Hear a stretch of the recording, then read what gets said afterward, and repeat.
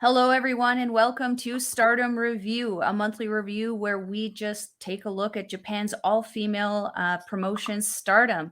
I'm your host, Melball. That is the other host, Andre. Andre, how are you doing today? I'm doing great. I'll say this: I have been watching so much Stardom over the last about 3.5 weeks since the G1 ended, and man, have I really enjoyed watching this. This is my first. Like I've watched an odd Stardom match here and there, but this is the start of my Stardom fandom. Really. Excellent, and welcome to it. Myself, I haven't been watching Stardom, sorry, quite as long. Also, I did just start watching kind of a full time in December of 2021, so I'm still pretty fresh, still learning all the names, still learning a lot about the company and where everything came from. If anyone has to correct us, feel free to do so in the comments below. We need the help as much as we can get Yeah, it. I know I do for sure. I know I do for sure. And you're absolutely right. What a treat we've been in for these last couple of weeks. We've seen the absolute best of what Stardom has to offer, and we have not been disappointed. So, without further ado, I think we should probably get into what's been going on within Stardom, which is going to be the Grand Prix tournament with the Red Stars versus the Blue Stars. Well, very similar to the G1, where they have the Red Star tournament girls kind of go through their thing, the Blue Stars go through their thing. They gain points at the end. Whoever has the highest points, they end up meeting. And I believe the winner of that does have the opportunity at the Wonder of Stardom's championship. No, oh, wouldn't it be World? Sure. I'm actually not 100% World, sure. yes, sorry. I always get the Wonder and the World both confused. Yeah. Yeah, I guess the world's bigger than your wonder. So, Hey, there you go. I mean, what an interesting company to have such wildly different title names. And then, interestingly enough, for the three woman, sorry, titles, they're all different colors, which yeah. really doesn't help me keep things straight. Oh, because I wasn't even sure who were the partners in their three man until I realized. Oh, these They're three. all the It was. same. It was. Yeah. It's like it was. Saki Kashima, Momo Watanabe, and Starlight Kid Mhm. as the, but they all have different colored belts. So I thought they were all champions of something different, and it was really screwing me up. Yeah, it is a little confusing to get the kind of belts kind of remembered, especially for myself, obviously, with the World and Wonder of Stardom, but also the Wonder Stardom and Future of Stardom. The belts do look very, very similar, despite the Mm, most subtle pigment of difference. So, that yeah. being said, we have 12 nights that we have had of this tournament. And Andre and I have decided we're going to give you our top picks of each night and just kind of pretty much try to sell you on watching every single show because you don't want to miss the great entertainment that these women are able to Hmm. give you. So, Andre, let's get into it.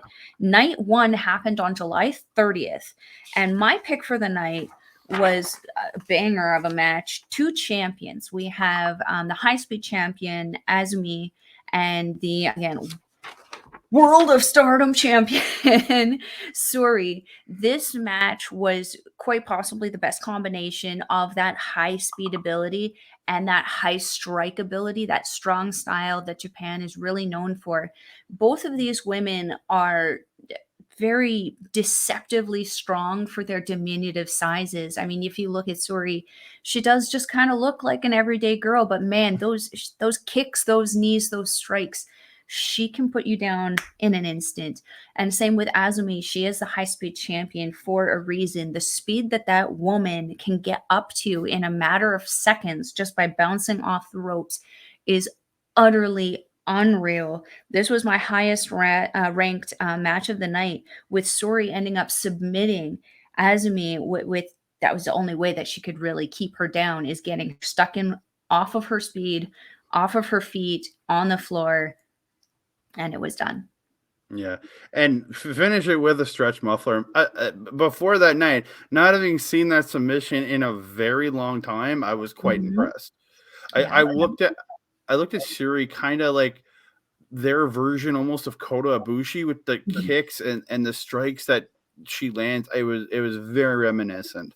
Yeah, She's very yeah. yeah, I will very much agree with you. That was match of the night. But another big highlight for me on night one was Mirai versus Mayu Iwatani. Mayu Iwatani was one of the few that I was familiar with because her run with Ring of Honor a few years ago. She was their Women of Honor champion, and so I was familiar with her from that. And then Mirai, who's just been like a discover for me in this tournament. Like, I think she's so good. It just like Mirai selling her knee throughout the match, like her selling it, like most of these girls, their selling ability is phenomenal. And then Mayo goes through on a suicide dive at one point, and I swear she landed on her face. Like she like her body connected with Mariah, but her face just went right into the floor. I was like, and she's done it a couple other times in this tournament where I'm just like, does this girl like not get the proper launch she needs for the suicide dives? These girls should be closer in? I was scared. Yeah, yeah. In regards to Mayu Iwatani, for myself, from what I've seen, she's kind of got a reputation for doing that kind of wild and crazy kind of jumps like that. And she's known for taking those risks that maybe you necessarily don't need to take. In regards to Mirai, I first came into seeing her when she was actually brought on by Julia to Donna Del Mondo along with Mhm. Thekla. There was a big reveal. And honestly, in that reveal, I felt like Thekla and Mirai were two opposite ends of the spectrum, where Thekla was the almost like not drunk Snooky of the party who kind of arrived and is like, party's here, let's have some fun. But she's not getting arrested, obviously. And Mirai was very quiet, reserved, almost that silent bodyguard or muscle that was kind of in Mhm. the back. This tournament has been, and her subsequent departure from Donna Del Mondo going into God's Eye. Under the guidance of Story, she has come out of her shell, and the crowd Mhm. is so behind her in such a short period of time. It's very reminiscent of our local Nasty Nate, who pretty much did the same thing. For myself, came kind of out of being like a quiet, kind of like, okay, he's here, to now he's so over with the crowd, it's hard not to ignore him. I've never thought of that man as quiet, but okay. To a degree, quiet. So, without further ado, we should move on to night two, July 31st. What another night of highly ranked matches. This show in particular, I think I highly recommended to you that I had so many high ranked matches that happened this night. If you are wanting an introduction and a proper one to women's Japanese strong style wrestling, this night, if any night, is the night you really need to watch. Of all of the amazing matches that we had, my pick was the main event. The World of Stardom champion Zuri versus my personal favorite within Stardom, Utami Hayashi Shida. This woman hits like a brick shit house, but what I like about her the most is that every single match she's in, she elevates not only herself, but her opponents to the same level. And I've never seen her have a bad match. She might not have as entertaining of matches depending on who she's working with, but in regards to in ring ability, in ring psychology, and her, as you had mentioned, her selling and the selling within the company, she is unmatched, and that is exactly why she is the captain of Queen's Quest. Um, this match, I've seen these two fight before, but this match in particular was just pretty much them just one-upping each other. Hit for hit, move for move. These girls tore it up. It was one of the heaviest matches that I've seen them have in a while, with Hayashi Shida actually picking up the win over the World Stardom champion. And this was when I kind of went, "Oh my goodness. the World of Stardom champion just took a loss. That's in New Japan, that's a big deal when the champion in the tournament takes a loss. Now this person does Yeah. have a claim to the championship, and we can discuss obviously at the end of here, what that kind of means for Sori, kind of at the end of this tournament. Andre, what was your pick for this night? Don't I really enjoyed Tommy Hashishida versus Mhm, Suri. I thought those two just like I thought they killed it in the ring. Don't get me wrong. Like and that finisher from Tommy Hashishida, like spinning. It's a spinning razor's edge. mhm, Like I was like, oh, okay, I like that very very much. But my pick was the woman who I actually think is the number one in this company is Julia again versus Mirai. Uh, like you can see a trend with that. I've already got two Mirai matches in here. I am very impressed with the win, and this won't be the last Julia match you get from me in this one. But I thought mhm, these two just had they like wasn't the longest match on the card. It was I think it was south of 10 minutes, but that seems to be a pattern with Stardom though. A lot of their matches in the early part will be under 10, and then in the mhm. last three we usually get 10 between 10 and 15. But I don't dislike that very high. It Yeah. makes for an very easy shows to watch. But these two girls just, I think they killed it. And then Julia, when she did they got like a squat into she grabbed her in a Northern Lights position, she did a squat and then does the Northern Lights. I'm like, God, it's impressive. But just some of the strikes from Julia, like you say, Suri has some crazy strikes. So does Julia. Like just the knees to the faces and things like that, it's so good. But the power from Mirai still in this match, like the clotheslines and the chops and the forearms, you just like a lot of these girls, it's just they're just beating the crap. It's strong style, beating the crap out of each other. Mhm, But Mariah, and with a little bit of disappointment for me personally, because I'm mhm, now a very big fan of Julia. Mariah did get the win with a La Magistra Cradle, and but I love a lot of these matches in this tournament that they're not afraid to go to a roll up to finish in this tournament, mhm. which happens a good bit in this tournament, and I like that because it's a win can come out of anywhere. Exactly, and it makes that more exciting when that the company does have a tendency to do those kinds of finishes, because you never know. You go into these matches going, "Oh my gosh, there's no way someone like, for example, Hanan is going to take a win," but then suddenly she pulls roll up on the world champion, and you're like, "Whoa, wait, what happened here?" It certainly does create that, extreme level excitement that I very much so like about this company.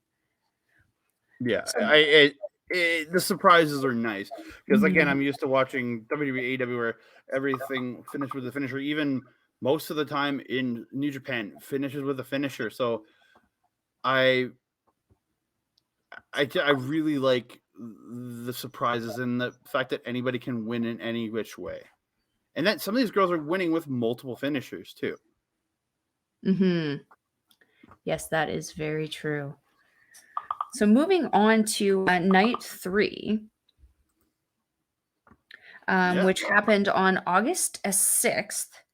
My pick for this match was one that I, obviously expect with Mirai.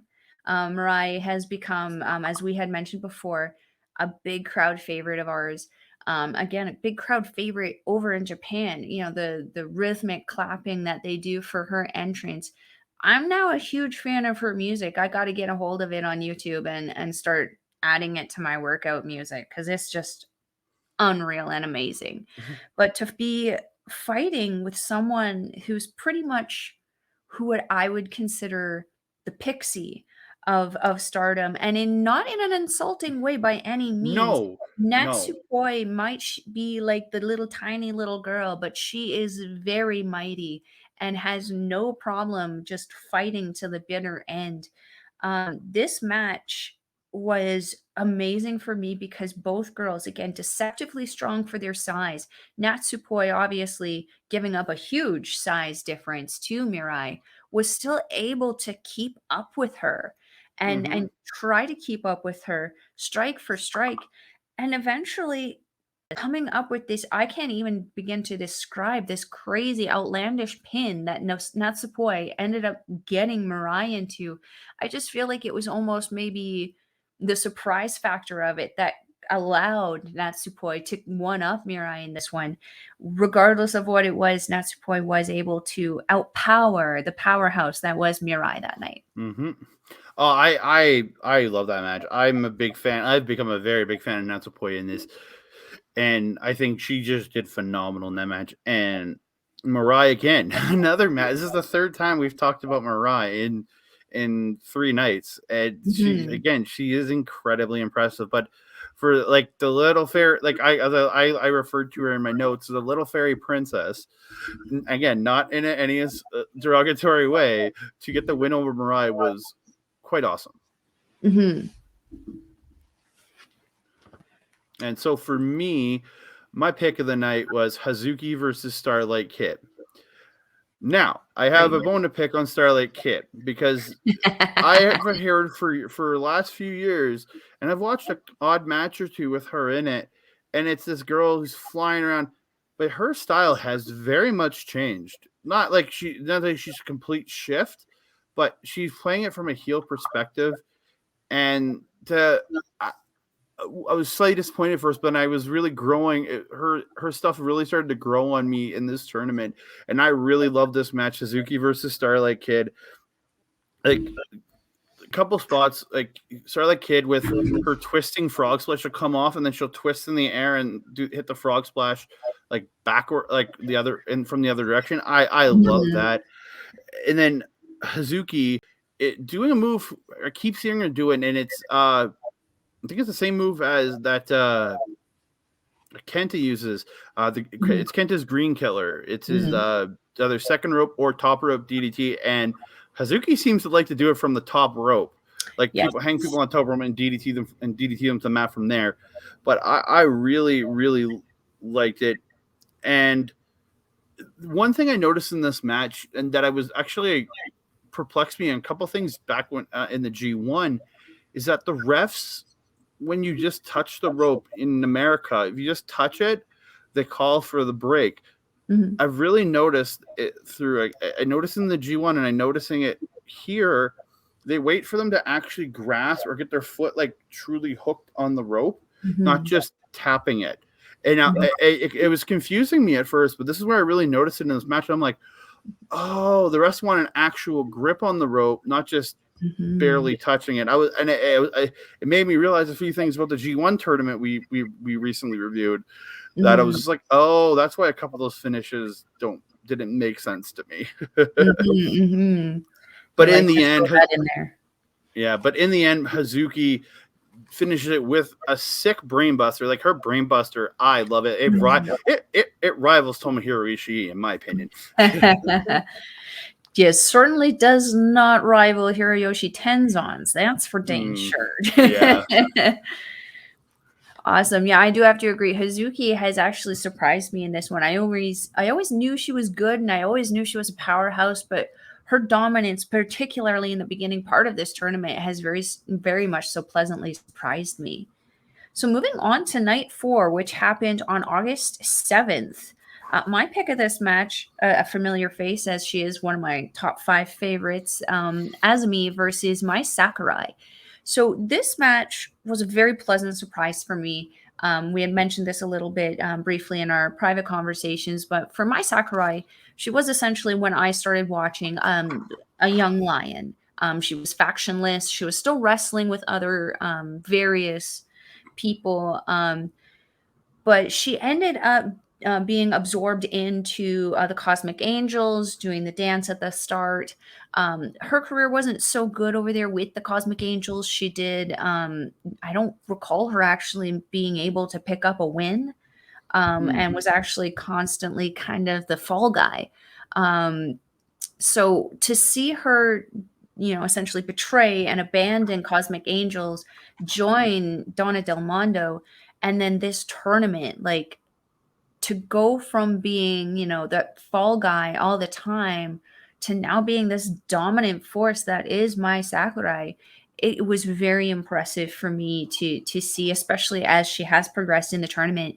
But with Azumi, you gotta always remember the speed is always going to be a major factor. If you cannot take that away from her, you the longer the match goes, the less chance that you have of actually being able to one up that high speed champion. And unfortunately for my Sakurai, that was the case. She was able to pick up the win over my Sakurai, even after my Sakurai jump started her, which is not something that we typically see out of Donna Del Mondo, let alone my Sakurai. No, and that finish, what is it, like it's a trap leg German, something like. Yeah, it was a very awkward kind of Because I've seen her pin do it look a in couple there. times in this That is tournament. one of her signatures, yeah. Like, I got the name of it, the C4 palm. I went back each night and was watching after just to grab just again learn names of the moves, like Mhm, their name. But like, I was very impressed by Azumi in this. Like, I mhm, really liked her. And then my Sakurai, like you were telling me just recently, like she's young in her career, and I mhm, was very surprised by that with how good she has been doing. And mhm, Donna Del Mondo's done wonders for her, but Azumi, 100%. I've again, this is a girl who has really risen as one of my top wrestlers in this tournament. And going forward, I think I'm going to be a huge fan of Azumi. Mhm, mhm, But to my pick for the night, it is Natsupoi versus Amy Saray. Now, Amy Saray, the first couple nights, I was very lackluster on her.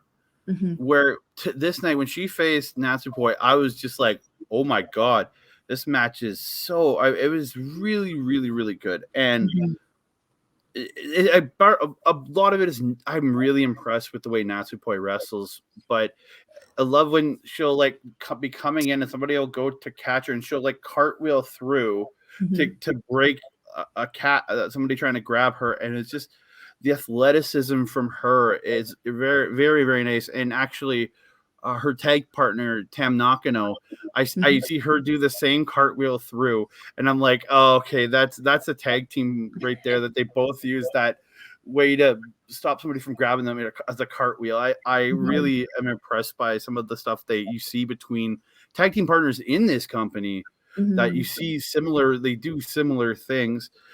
And, But oddly uh enough, Natsupoi actually just recently started tagging with Tam Nakano after she, betrayed her team of Donna Del Mondo to join Cosmic Angels. And this was mhm. actually, I believe, her and Tam Nakano's first major title chase, which resulted in some good times. We'll get there. Well, we're gonna We'll get get there there, when we we'll talk get about the there. Stardom X Stardom show. But yeah, I just was but the power from Amy Saray, and it really Mhm. shows. Like, Saray's not one of the biggest girls in this tournament, but like everybody's big next to Natsupoi, in my opinion.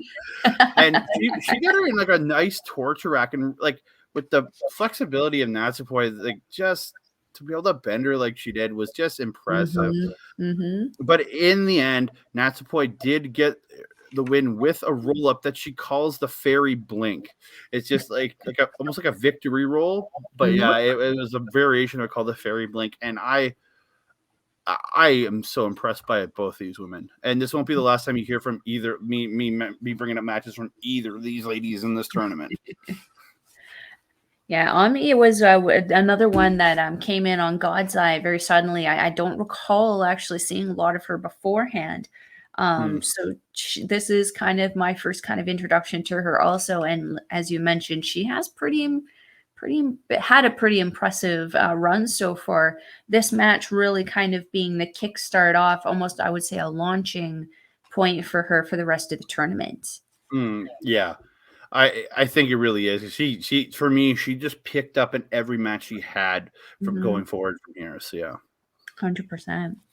So moving on to night 5, which occurred on August 11th here. Um, The day after my birthday. birthday. So, the match I picked was actually the semi-main. It was, again, my favorite, Utami Hayashi Shida versus, the Prominence, faction member, Risa Sera. I've struggled with this girl the whole tournament because I've been going back and forth. Is it Sarah Risa? Is it Risa Sera? In English, in our language, it is the weird sounding way. It is Risa Sera. And Sarah Risa, along with another member in this tournament, Suzu Suzuki, represent the Prominence faction, which is a deathmatch faction of freelancers who originated from the company known as Ice Ribbon, which is also in Japan. So for this match, I noted that I'm not in a position right now at this point to tell if I like Risa Sera or if I don't like Risa Sera. Her wrestling is on point. Her in-ring ability, her in-ring presence is very, very good. My biggest thing is that the persona doesn't seem to match what it is that she's projecting. And I think that's what my problem is. But otherwise, you put her in with Hayashi Shida, as I mentioned. It's impossible for her to have a bad match. This match was heavy hitting. This match was match for match, punch for punch, move for move. These girls were just doing their best to one up the other as they just kind of were fighting for points at this point. In the end, Hayashi Shida, though, was able to pick up the win over Risa Sera to kind of segue into a very intense main event. Andre, what do you think about this match? I really enjoyed it. Like Risa Sera again was one I was. Again, I'm not sure if I like her character, but I'm very impressed with her in ring. There's a few in this company that I'm impressed by their in ring. That their characters I'm still not sure about. But again, it's my inexperience of not watching literally before this tournament. But like, there was one point in this match where one of them hit an air raid crash, and then they got up, and the other one just hits an air raid crash. And I was just like, and then they both just lay out. I just. The way they build some of these women's matches, it's just so much fun. But and for my pick for the night was Azumi versus Tam Nakano, and I thought these two it's the beginning of this match. Just watching both these girls just flying around, like there's just the speed, and when they're catching each other, just the stiffness and the power they're putting into the chops and the forearms and the strikes and everything. It just was so good. And then in all the speed, they're each trying to go for moves, and each one's just reversing out, and it goes on for like about a minute or so. But it was just like I was just impressed by the speed and ability these girls have doing this. It's just dang impressive.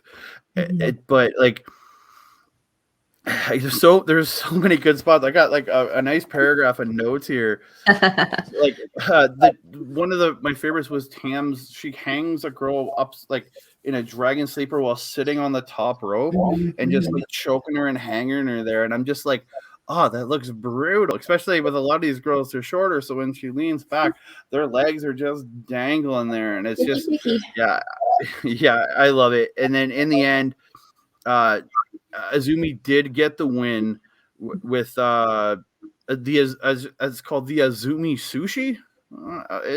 It's literally she hooks an arm and then pulls her into into a clutch for the pin, but they call it the Azumi Sushi. I'm like, I love that name.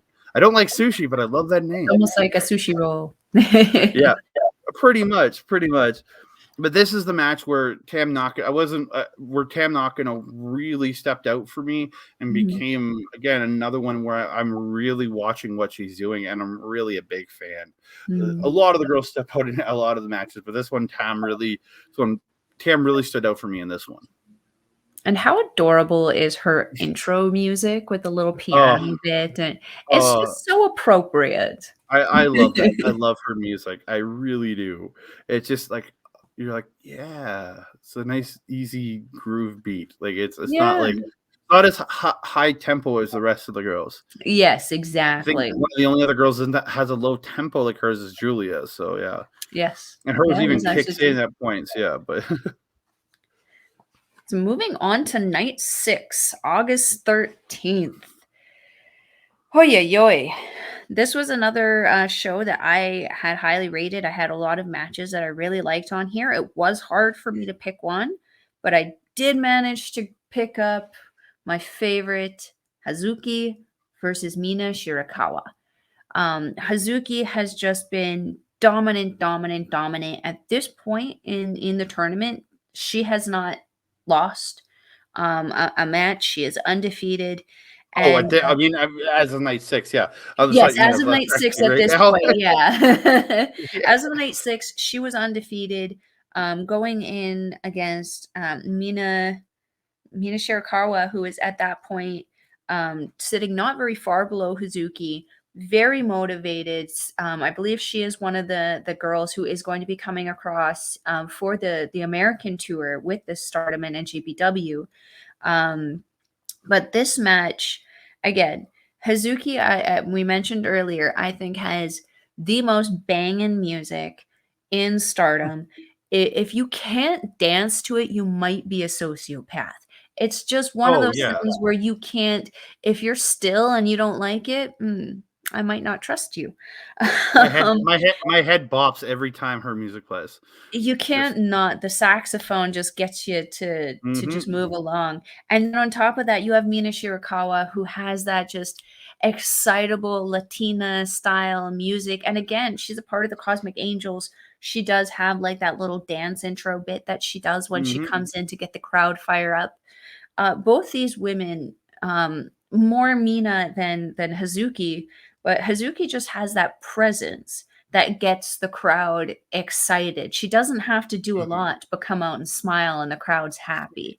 Whereas Yeah. Mina, she brings that energy, she gets people involved, and she brings that passion into the ring where she is doing the moves really great. She's got a really good in-ring psychology, but she is playing to the crowd. She's yelling for their support. She's wanting them to be involved and making faces at people in the crowd and stuff like that. And that's something that I appreciate about the showmanship of Mina. This match overall, it was a really, really good back and forth. Hazuki ends up, grabbing the pin on Mina. However, I still felt that it was a great match for both of them. Yeah. Oh, yeah, wonderful. And like I really like Mina Shirakawa. I think she's really like her look, her style, her ability is really good. I find her she's super cute. Like I gotta say it. I'm sorry, but she's She's like just delicious. yeah. But I really enjoyed this match, and Hazuki I think is one of the top in this tournament, and she's Mhm. showing it too where she is in the standings too. So Mhm. Mhm. my pick of the night again, and I go back to Natsupoi again versus Saya Kamatami, and I really thought this match was great, and the fact you have Natsupoi, she's facing off against the Wonder of Stardom champion, your number 2 champion in the company, and Mhm. she's holding her own for a majority of this match, and like just like one point Natsupoi gets into a fisherman and hits a spinning fisherman's neck breaker, and just the impressive stuff she does. Her like when she runs to give a drop kick when the girl's like leaning against the rope and she runs and drop kicks her, she just smokes her in the face and then just keeps going sliding through. Like Mhm. her for being such a little girl, she has such an intense and like rough style almost in a sense. It's But very raw. but Saya Kamatani, and I'm watching her and I'm liking her more and more. Mhm. She's just showing why she is at the position she's at, and how Mhm. with how smooth everything she does. She doesn't like she doesn't really make mistakes. There's no her game is so good, and to finish it with a fisherman driver and then a 450 splash, which she calls the Firebird splash. I I was looking like, wow, the 450 this girl does is like almost picture perfect. Mhm. Like you see some people hit them and they're kind of sloppy. Hers is almost picture perfect. I was Mhm. very impressed by this match. I don't remember if it was this match again because I've been watching so many consecutive back to back, but I did take a picture at one point of Natsupoi. I don't know if it was Saya Kamitani or if it was maybe Hazuki later in the tournament, but she actually had what looked to be the Italian necktie, so the doki choki, but she had Mm. it on the reverse. So Oh, instead of really? having them in the front, she actually had them on the ground on their stomach, and she had them their hands behind the back doing essentially the Italian necktie. Very interesting style that she has, and very unique to say the least. It makes it very exciting. Oh yeah, just both these girls overall, just their style is so good. Hmm.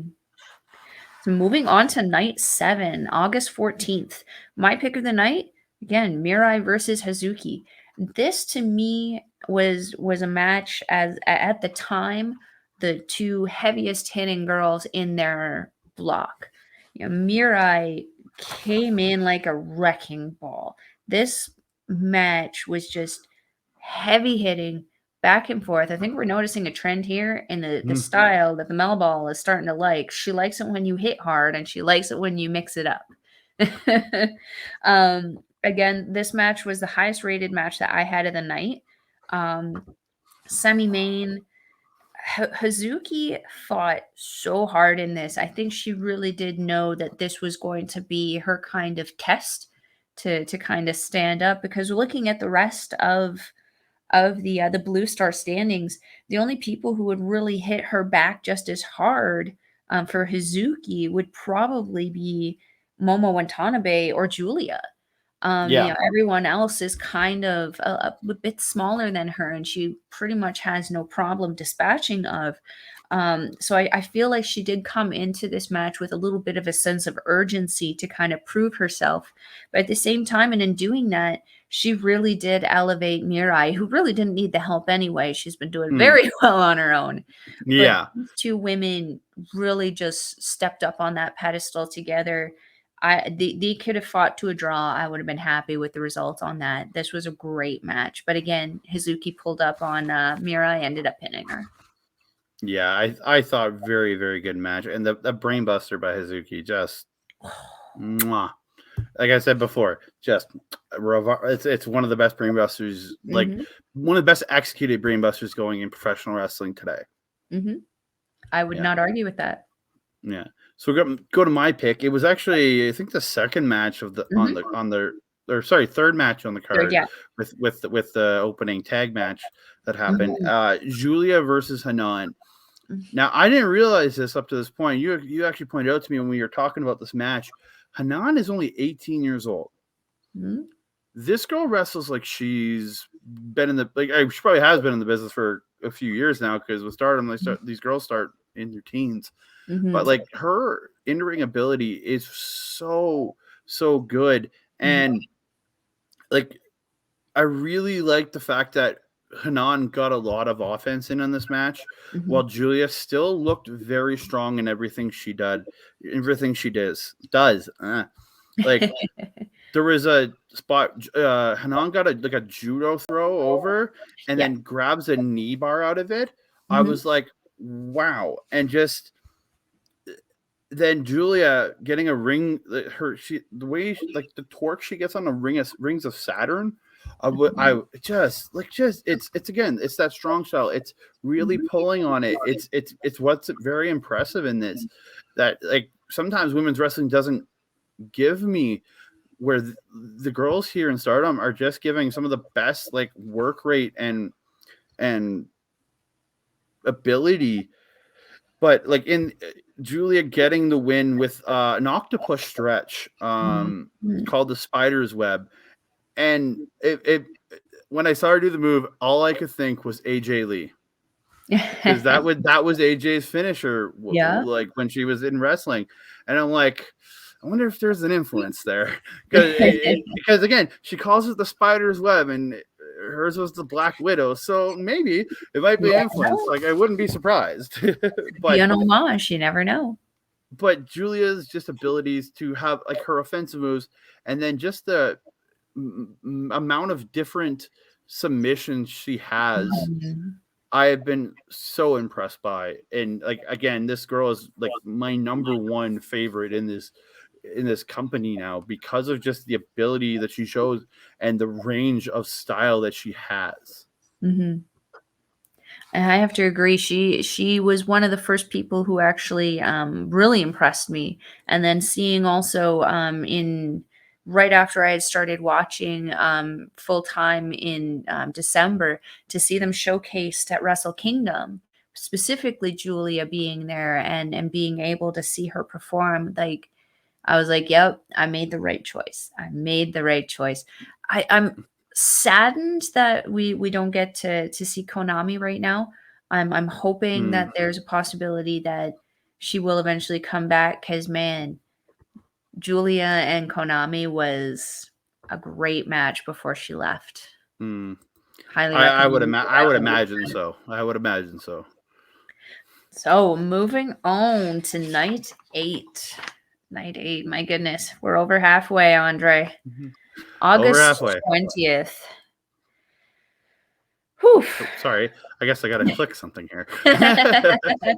No, I'm getting my notes together. So for myself, this was the one of the couple times that I finally was introduced to the second member of prominence, which was Suzu Suzuki versus Hazuki.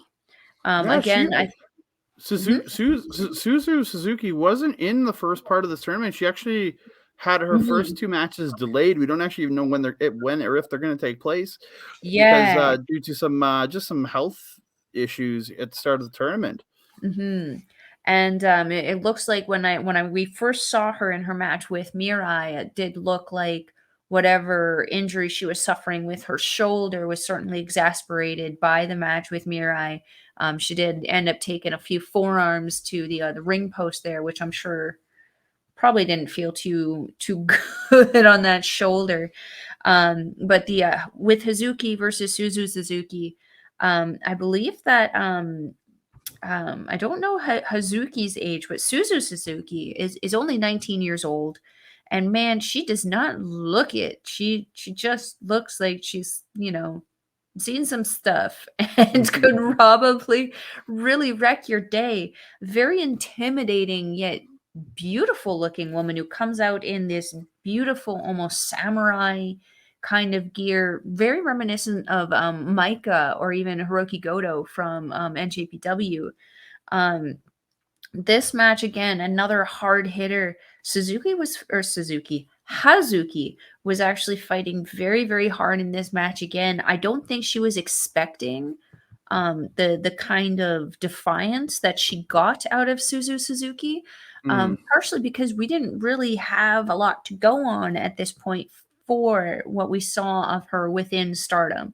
If we're thinking that these girls just saw these girls in Stardom, they would have only had the match against Donna Del Mondo when Prominence did kind of arrive in Stardom, and then maybe one or two matches before this point. That being said, though, very cool to see those little toe shoes, two pairs of those in the ring instead of one. yeah, They I they like weird that me boot. out, but as long as they work, right? I like that boot. It's kind of nice. It's a nod to a martial artist. That's the thing. A lot Mhm, of mhm. like you see it. A lot of martial artists wear that boot. Let's say did. I don't know anymore. I haven't watched a lot of martial arts in the last Yeah. few years. But yeah. And, like, let's be honest, based on Suzuki's performance, she clearly has a background in some kind of martial arts or mixed martial arts. She's just very good at getting underneath people and just tossing them around, but then on top of that, she uses her size to her advantage. She hits hard, and there was a number of times where she rocked Hazuki enough that, I thought Hazuki was gonna go down, but again, at this point Hazuki still was not undefeated, or sorry, was still undefeated and remained undefeated after this match. Yeah, the fact where the run that Hazuki was on at this point at night 8 is just impressive. Mhm, Like mhm, she's just racking up points. mhm, It was just impressive. Like I very much enjoyed that match, and like to see finally get to see she's like I guess I think she wrestled a couple nights earlier, but just mhm, she really stood out in the Suzuki in this one. So yeah. mhm, mhm. And for my pick on night 8, it's again you're gonna see a trend that I'm gonna pick her a bunch. It's Julia versus Saya Ida, who night 1 I I was all in on Saida. I just she like I love her style, her little like as I call her to you, the little muscle girl, because she's just this short girl, but she's pretty jacked for a little girl, and her all her stuff is based around her strength, the Mhm, ability to lift people, to the shoulder blocks, the clotheslines, the chops. the chops are insane from this girl. She's just like bang, bang, bang, bang. It's speed. She's speed chopping, but at a point where it's not like just quick little chops. It's like it's hard ass chops, but really quickly. And then Julia just again her variety of moves again in this match was just awesome. But like watching Ida doing a spin out power or like a spin into a power bomb, and she I think it was sorry, I gotta look at it here. So yeah, Ida was doing like a hanging dragon sleeper, and then Julia reverses it, gets up and butterfly suplexes Ida off the top. I was just like, whoa. It was a beautiful throw. But Julia picks up the win with what Amush is calling the stealth viper. It's essentially she gets her into an STS, like or STF, like at the leg, but then crosses the head like almost like a cravat, and like pull, and then starts doing almost like a twister in the end, if you know anything UFC, there's a twister move where you lock the legs and you turn their body. So she's literally got the STF in the legs, cravat on the head, and then starts doing a twister, and Ida taps out. And I was, again, the variety from Julia is insane. That's why I keep picking her, because she keeps surprising me in matches. She's almost like she's adapting to each opponent she has. I have to say, Ida was the same for me. As soon as I saw her, I was like, oh my gosh, look at how cute she is. And look how big she is. It's a perfect combination of adorable and powerful. And how adorable is her pose when she's flexing? Just comes out here like, yeah, I love it. She won me over on night one. I was just like, yeah, I'm all in on this girl. 100%. 100%. Oh, moving on to night 9. Night 9, August 27th. Whew, this was another night where I had quite a few ones marked here, but my pick again, 2 of my all-time favorites within this company, Utami Hayashi and quite possibly my biggest girl crush in professional wrestling, Maika. These 2 girls have a reputation for being tanks in their respective factions. Utami in Queen's Quest and Maika in Donna Del Mondo. Both these women came into this match, and they both of them have the same ability to elevate whoever it is that they're wrestling with. Maika works very, very hard, but maybe a little less than Hayashi Shida, but not by much, which, can't have it all, right? These girls fought very, very hard, back and forth. I was actually very surprised with the result of this. I did expect Hayashi Shida to actually go over on Maika. It took 3. I always get confused between the Falcon Arrow and Blue Thunder Bomb. Was it Falcon Arrow? It was actually specifically the Michinoku Driver 2. Michinoku Driver. Okay. The Michinoku Driver 2. Yeah. Yeah, 3 of them. 3 of them it took before Hayashi Shida did not have the power to kick out of the pin. That should tell you something about the strength and the toughness of the captain of Queen's Quest. That woman ain't nobody to mess with. Yeah. I'm sorry, that line just got me. I know. You understood the reference, right? Yes, I did. Excellent. But yeah, Mike again, she's been so impressive in this. Again, like I again, a girl that just keeps impressing me over and over again. And Hayashi Shida, she just shows why she's just such a great wrestler and one of the top people in this company. And you put them together. It was just a wonderful, wonderful match. Hayashi Shida's abilities just keep surprising me. But man, the multiple Michinoku drivers, I was just like, man, she's taken a lot of punishment with that. By God, she's broken in half. For my pick of the night, and no surprise, it's Julia again, and she facing in Starlight Kid. Now, this is probably the match I wrote the biggest paragraph of anything, and I was writing this on my phone, and the paragraph's bigger than some of the ones when I was typing into my computer. Like, just I wrote almost everything they did because there was so much, but these girls just everything they're doing, it's just so impressive. And like Starlight Kid, again, like I said earlier, her in ring is one of the best speed high flyers in the company. I just don't like that she when she uses the people on the outside. That's when I really dislike, and that's a big problem I have with Oedo Tai is they constantly are getting involved and messing things up and cheating at times with other wrestlers in this tournament that I've seen. Very reminiscent of a certain faction, wouldn't you say? Yeah, a little bit of torture there, you know. It's not as torturous though. I'll say that. Not as torturous as the House of Torture. No, but Julia does pick up the win in this I wrote it down, the Ganosuke clutch. It was a weird ass roll up, but I can't even describe. You need to watch her get this pin because it's just such an odd. She's sitting to the side of her and just cradling the one leg while hooking the other arm, and Starlight Kid can't move.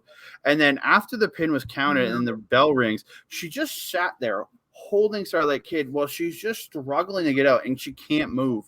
And I'm just sitting there like, oh, this is some real like hatred between these two. You can kind of feel it. And then after the match, they got in each other's face and were shoving and trying to hit each other. And their teams literally had to, Don Mundo and Oedo Tai had to get in there and break it up because they just wanted to keep fighting. And I just was insanely impressive. Like Starlight Kid did make a mistake at one point in this match, though. She went for a tiger suplex, got it, and then started to pin Julia. The ref counts 1, 2, and she pulled Julia up.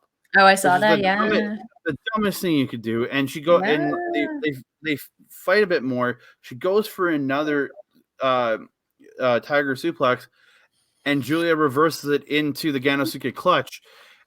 And I'm like, it's all your fault, kid. You probably would have won it had you not pulled her head off. That's all your fault in this one. You made the huge mistake of deciding to prolong a match. 100%, especially when she was technically already compromised because Julia had actually ripped part of her mask. Yeah, the core was the left eye of her or right eye of her mask. One of the eyes was ripped open. So it's like you're already at a disadvantage there. Yeah, count your chickens and get out of there. Yep, I agree with you. So moving on to night 10, August 28th. This was a fun night, and this match was actually a match that caught you off guard, Andre. Yeah, This was a fun one. I was originally going to pick this one, but you said you wanted to pick it, so I was like, I have it. You know, this is the first time I think that we're talking about Momo Watanabe versus Saya Iida. Momo Watanabe has always been a very good, well-rounded wrestler. However, her joinance into or subsequent, what are we going to say, assimilation into Oedo Tai has seen, you know, obviously a major change in attitude. The way I kind of almost look at Oedo Tai is not so much as like a heel faction, but like a Venom-esque entity that when you get into it, it corrupts you and makes you evil or whatever. Momo Watanabe was a part of Queen's Quest before. You know, she was the reason why they were wearing. They used to actually have like the lion mask, lucha style masks that they would come out with. Because of her wrestling in that faction was unparalleled. Now to have this kind of like wah wah kind of whatever attitude within the ring is a distinct change from her, but she still brings that fight into the ring, and that girl's kicks look stiffer than Minoru Suzuki's. Like I would rather take a kick pad free shin from Minoru Suzuki then a series of kicks from Momo Watanabe. Are That you sure with that? Are you sure about that? Yeah, have you seen she's pretty much doing machine gun kicks, Have and you each seen one how Suzuki bang. kicks though? Yeah, Like I would crap, rather I wouldn't take want to take one that. of his At least than with the kick multiple pad, of hers. at least with her kick pad on, it's gonna soften the blow a little bit. Not if she follows it up with 3 more. Yeah, but Either way, she's giving me CPR. At least someone's keeping me alive. yeah. This match was utterly fantastic for me. It was a really great back and forth. Ida really was being picked on in this match Hmm. by Momo.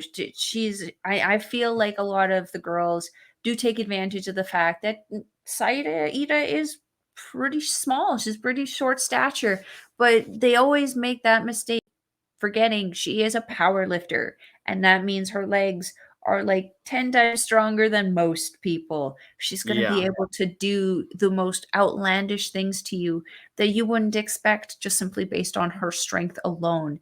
This match was really back and forth with them.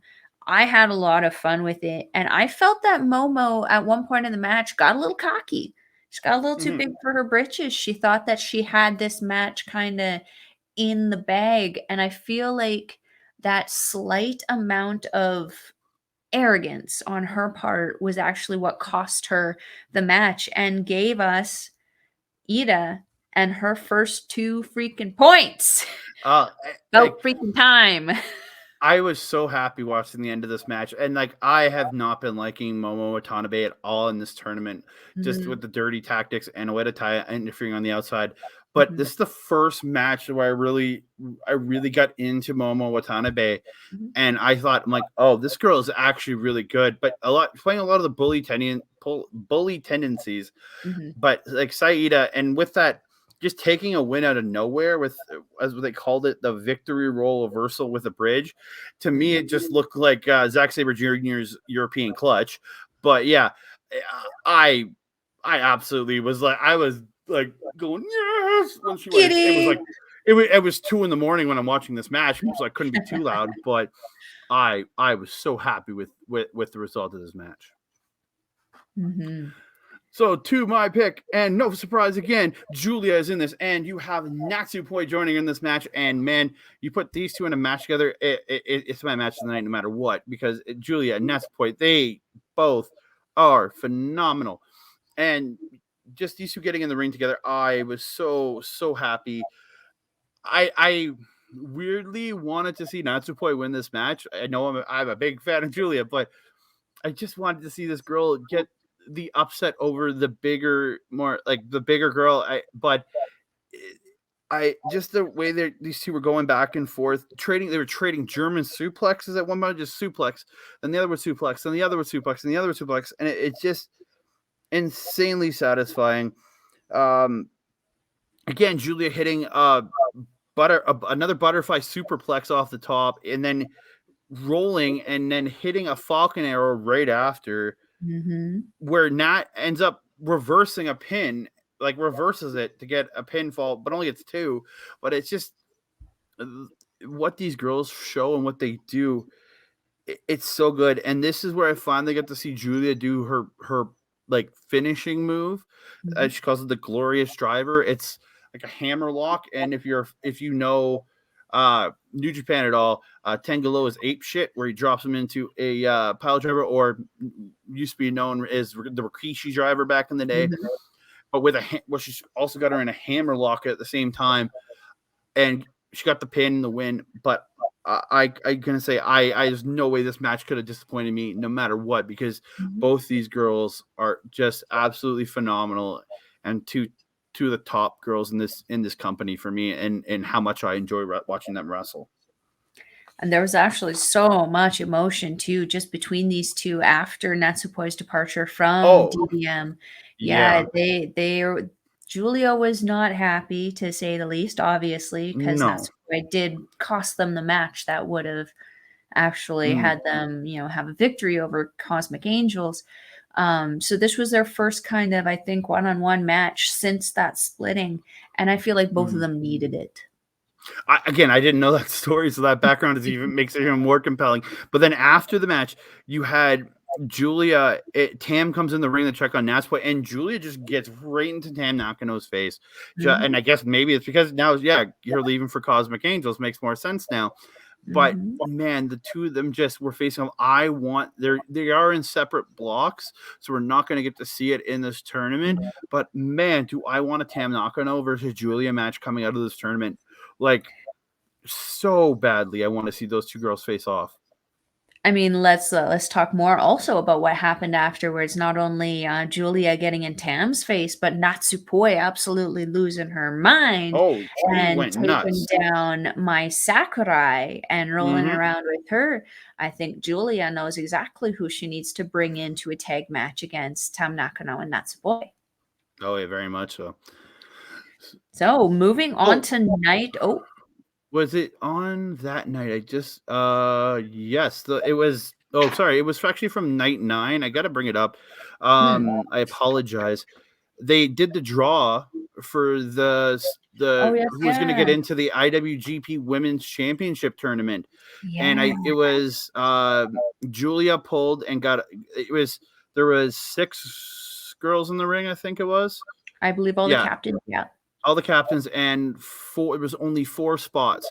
So they were Mhm. literally pulling straws or pulling sticks which had colored ends on them. And I would think it was Siri pulls the first one and she gets no color and she just goes to the mat and starts crying.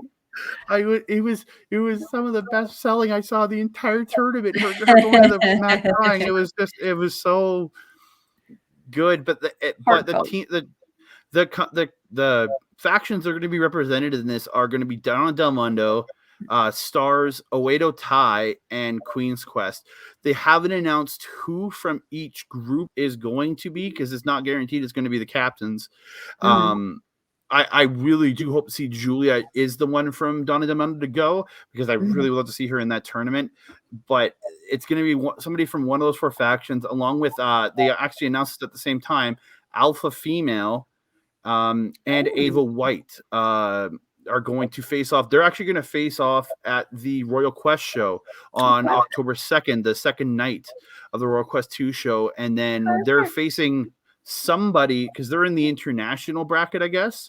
Mhm, And they're going to face, it hasn't been announced whoever's going to win that match is going to face in the later in or in the next round, but all that's going to take place at the Stardom Tag League in on October 23rd. So, and then or at least the Stardom Women is going to take place at the IWGP Women's Championship first round show on October 22nd.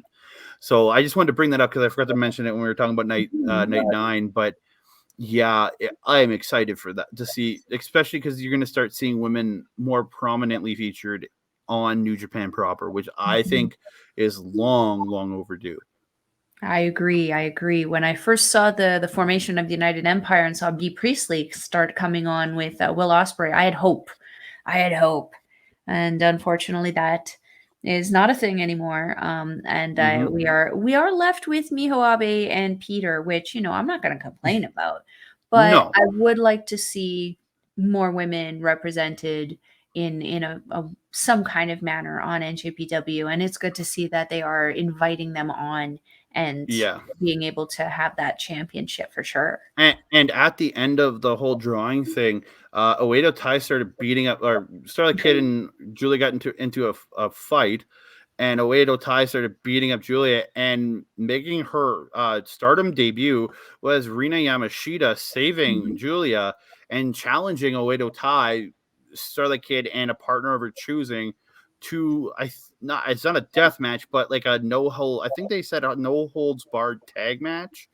I think is what she was challenging them to. Like so, Essentially a Re- tornado tag, I'm guessing. yeah, something no, but like with I think weapons involved. I don't know because Rina Yamashita is the Hmm. GCW Ultraviolent champion over here in the United States, and she's known Oh, for doing crazy deathmatch style matches. So we'll maybe, see what comes of it. maybe.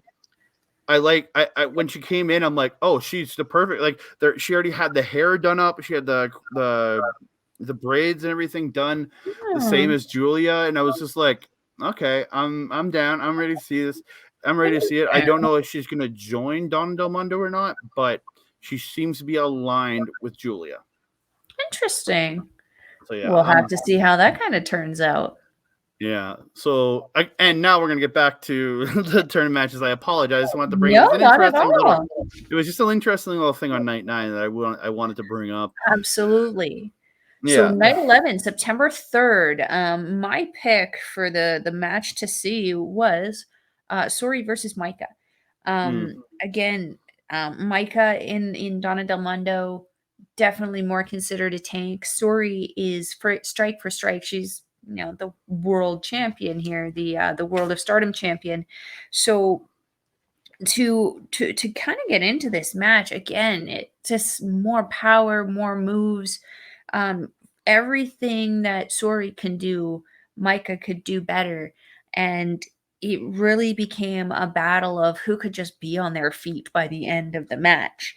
At the Yeah. end of the match, I again was very surprised. I expected the world champion to be a dominant factor within this tournament. Um, at this point in time, night 11, Suri is actually kind of, dwindling on the bottom part of the list, and Micah is tied for first now. She managed to pin the world champion, and again, she's my girl crush. I totally freaked out, and I'm so happy for that. And what a show of respect afterwards.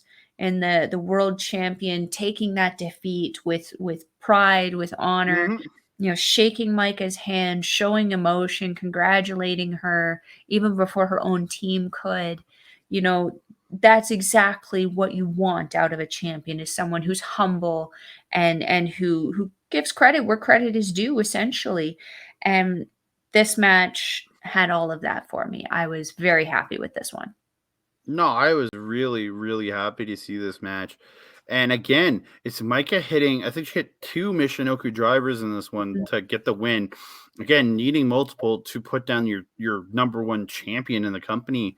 But Mhm. again, super impressive. She has done nothing but impress me the entire time. Micah's just really, really good. And then Suri, you can't, like, her strikes, her kicks, her strong style ability is Mhm. crazy, Mhm. just Mhm. crazy. But for my pick, it was actually the main event of night 11, and it's Mayu Iwatani taking on the Wonder of Stardom champion Saya Kamatami. Uh, but I again, I said I have Mayu Iwatani is the one woman in this company I'm most aware of from her time in Ring of Honor, and just watching how much better she is from that point and going into Saya Kamatami, I really thought these two just killed it. Like I I absolutely love Mayu's chops where she does like a wind up, like a baseball throw, because she has for some Mhm. reason a baseball gimmick. I don't get it. Don't get me wrong. Maybe it's just her I time haven't spent in the looked States. into it either. I just go with it. It's probably her time spent in the States and really getting into baseball. But again, baseball's huge in Japan too. But I mean, look at just her, Naito. but she winds up and just bang, but like as if she was throwing a ball. But that's how she does her chops, and it's just Mhm. incredibly impressive. And the way Mayu sits back when she's doing a Boston Crab, how the angle she gets is Mhm. just you're gonna break this girl in half.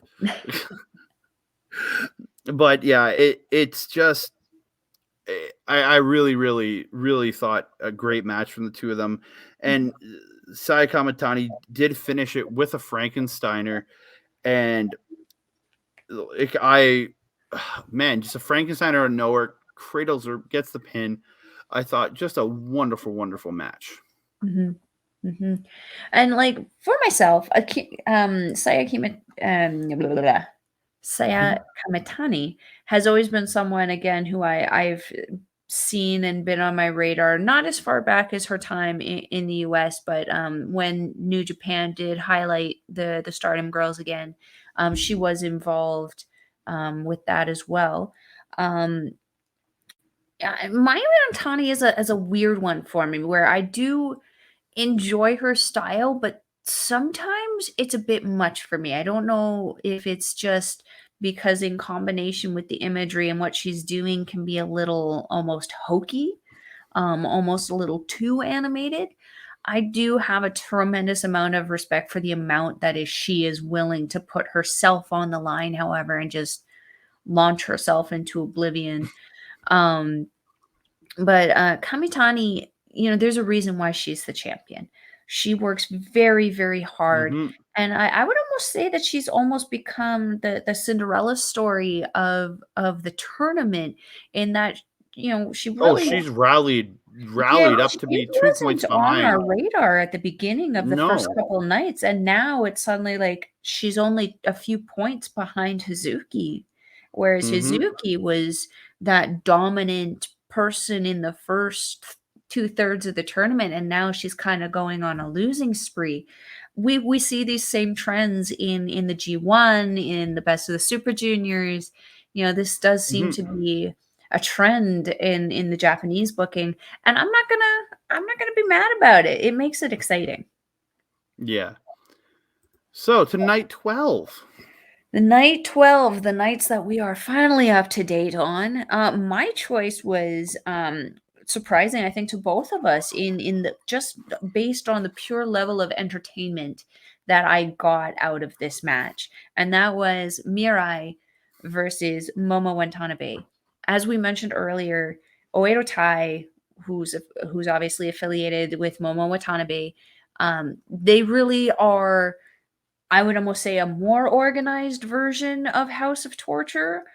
Yeah. They're what House of Torture could hypothetically be if they weren't so chaotic, and had some kind of semblance of organization. Um, the wrench has definitely become a thing for Momo Watanabe, where she puts it in her shin pad and proceeds to kick whoever with the, the assist from the Mhm. wrench and all this. In this match, Mirai was making a huge joke out of it. Essentially, the joke Mm. was getting the wrench away. If I remember correctly, this was the first time I saw the ref actually take a pretty substantial bump, where Momo actually pulled him in front of her, and Mirai fed him a shoulder check because Yeah, you he don't was see a lot of you there. don't see the refs in here taking a lot of bumps, but No, not to they the same extent as poor Marty Asadi in NJPW. Shout out Marty, who's always constantly dying. Um, Mhm. this was for me, just a fun, exciting match. There have been a couple, what I would consider comedy-esque matches, like in the same night, night 12 here, Momokogo versus Kashimasaki. We had the same thing where she kind of pulled that comedy angle with the, "Oh, do you want my photo book or do you want to just give me 2 Yeah, points?" I was You super know, confused by that one. That one really was like, "What the heck?" But yeah, it it's was the a very same thing different as way to tie Yano. in that one, yeah. It's the It same was a thing as Yano, in NJPW. They kinda have those little comedic breaks within the thing, and, where we could say that that was kind of the Yano moment with Momokogo and Kashimasaki, I would actually say more that Mirai and Momo was a more enjoyable version of it, in that they were both fighting very, very hard and intently to get the points that they wanted, and to the point where Oedo Tai was, House of torturing us and getting involved and trying to take care of Mirai. And it really does say something to the faction of God's Eye, in that, I believe, I don't think Suri was out there at that point. No, Suri was out there. Ami wasn't. She wrestled right before. mm, Um, Suri didn't feel the need to get involved in the same way that Oedo Tai did, both in mm. the respect that she would pull out Momo and beat her up while the rest back is turned, or even interfering with Oedo Tai when they're beating up Mirai.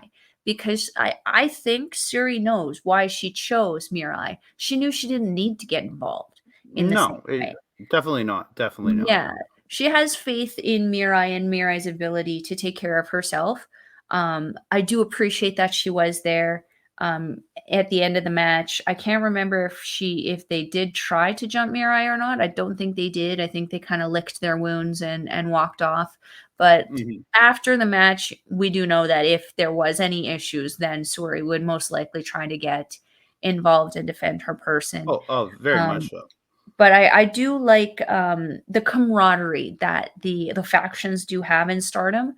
At first, I didn't quite like seeing all of the people around ringside and being kind of in the corners and stuff. But now, as I've kind of watched it and I understand what their purpose is and Mhm. why they're there, for me, it just shows a lot more team camaraderie and actual unity within the factions. To see, even their captains, like the world champion, sitting there in her, casual shorts and stuff, sliding in to offer her, either victorious or fallen partners an ice bag and some freeze spray. So yeah, what do we think about this one? I know you're not too big on Momo Watanabe, but what do we think about this one? I took this like I watched through it, but I took it more. I took it as a less serious match, Mm, being with all the stuff with the wrench and all just the mhm, Oedo tie interference. I again, I look at it like a House of Torture match. I just sit through it, mhm, and it wasn't. And again, it wasn't House of Torture level bad. Trust me, it was like a pretty mhm, decent match. But for me, it was just I could do without the interference and the wrench stuff. Like mhm. I swear they're just trading that wrench with show. So yeah, I mean, with Starlight Kid's affiliation to El Desperado, though, we never know. yeah, Never know. yeah. Goodness, we So for hope that we don't see Fuiken Death out there with a bottle of whiskey. We'll all be God, screwed. God no, please God no. That character just disturbs the hell out of me. But my pick for my pick for night 12 is Hazuki versus Amy Saray. I thought these two ladies, they just killed it.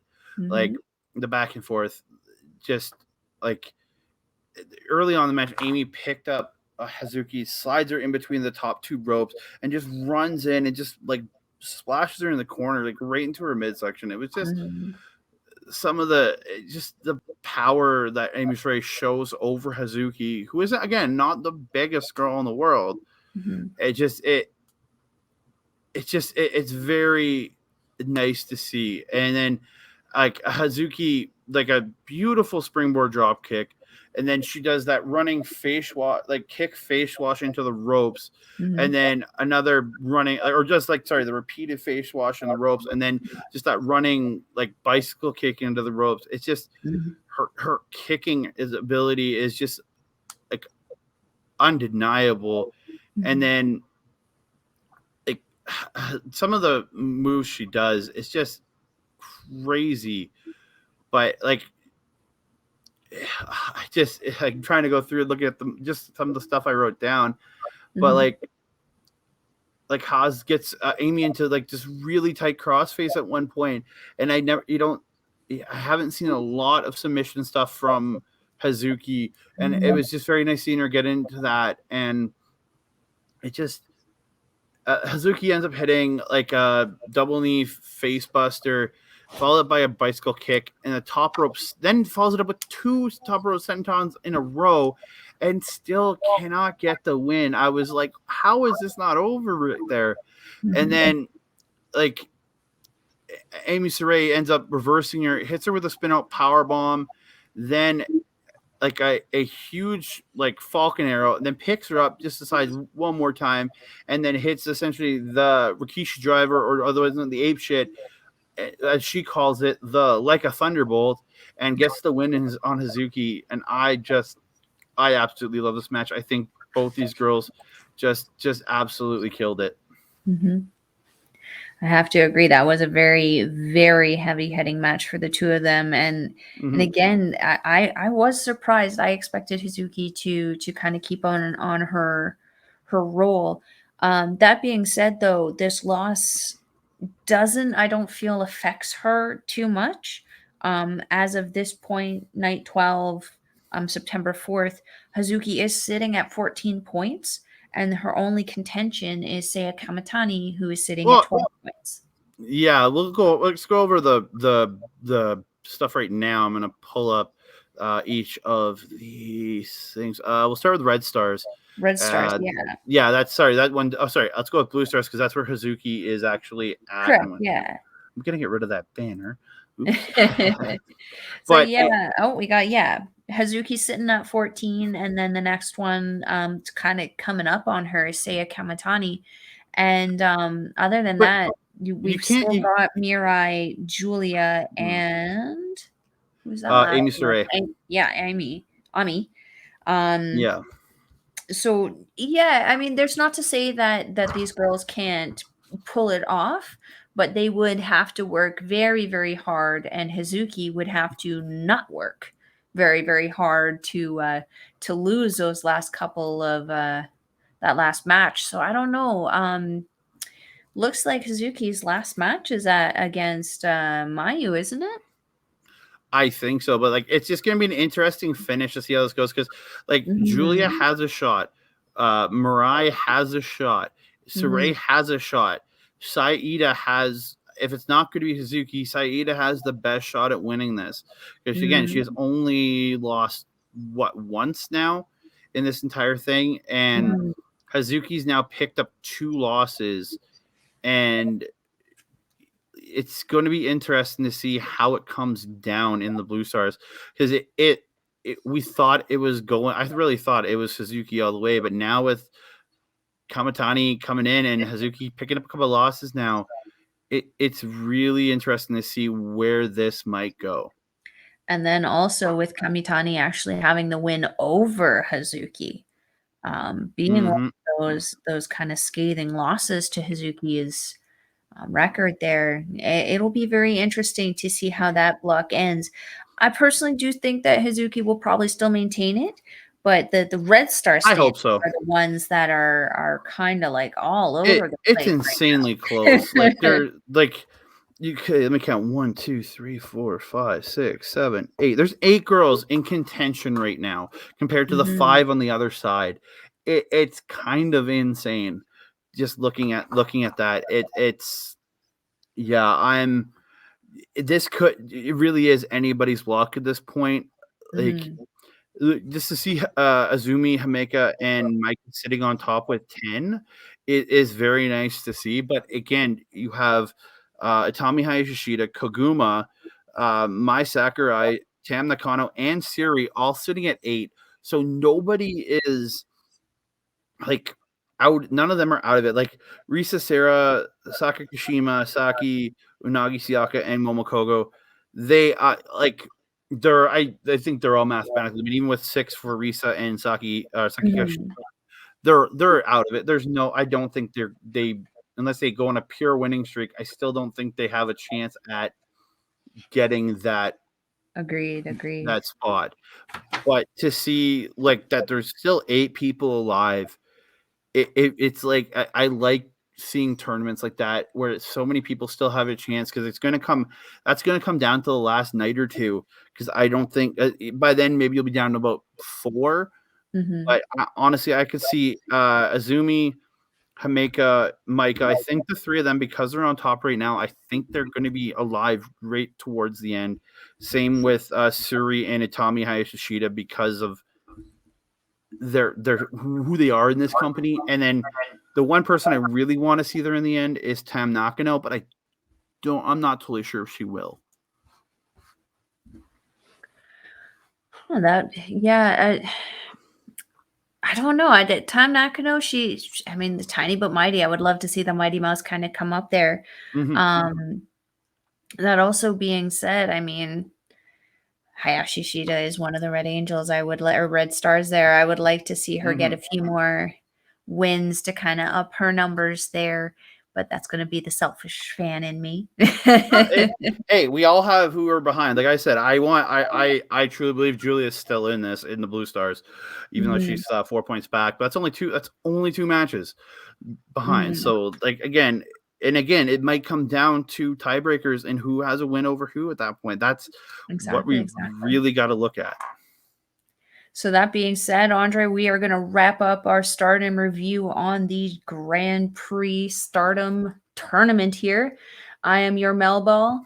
That is your Andre. We will We see you will. next time.